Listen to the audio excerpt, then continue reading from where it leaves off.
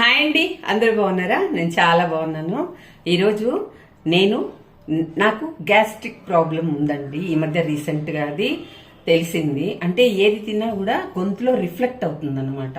అలా ఉన్నప్పుడు మాత్రం మీరు దయచేసి డాక్టర్ని కన్సల్ట్ అవ్వండి. నేను అదేం చేయదులే, నెమ్ము చేసింది, అది చేసింది, ఇది చేసింది అని చెప్పేసి చాలా నిర్లక్ష్యం చేశాను. ఇక్కడి నుంచి ఇక్కడికి గొంతు పొక్కిపోయి ఉన్నదండి. నాకు అది జరిగింది. సో ఇప్పుడు కొద్దిగా పర్వాలేదు, టాబ్లెట్స్ వాడుతున్నాను. ప్లస్ డాక్టర్ సజెషన్ ఏంటంటే పప్పులు వాడద్దు, అంటే కందిపప్పు అలాంటివి ఏమీ వాడద్దు కొద్ది రోజులు. తర్వాత పులుపు అస్సలు తగలనివ్వద్దు, ఏదన్నా పొడి కూరలు అలా తినమని చెప్పారు. సో ఈరోజు నా డైట్ ఏందో చూపిస్తాను, చూడండి. మీకు నచ్చితే లైక్, షేర్ అండ్ సబ్స్క్రైబ్. ఇదిగోండి నా డైట్.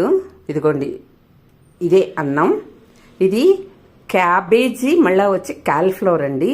దీన్ని ఏం లేదు, జస్ట్ వితౌట్ ఆయిల్ కొద్దిగా కరేపాకు వేసి ఒక వాటర్ స్ప్రింకిల్ కొద్దిగా సాల్ట్ వేసి బాన్నట్లో స్విమ్లో పెట్టి వేపేశానండి కచ్చా పక్కగా. అంతే, దీంట్లో ఆయిల్ ఏం లేదు. ఇది చిక్కుడుగాయ కూర అండి. ఇది మాత్రం కంది పచ్చడి అండి. కందిపప్పు తినకూడదు, కానీ ఇంట్లో వాళ్ళు చేశాను కొద్దిగా, దాంట్లో కొద్దిగా వేసుకున్నాను అన్నమాట. అది కూడా భయపడుతూనే తింటాను.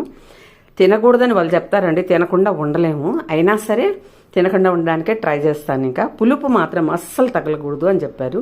తగిలితే గ్యాస్ట్రిక్ ప్రాబ్లం ఎక్కువ అవుతుందని చెప్పారండి. ఈరోజు ఇది నా డైట్. నచ్చితే లైక్, షేర్ అండ్ సబ్స్క్రైబ్.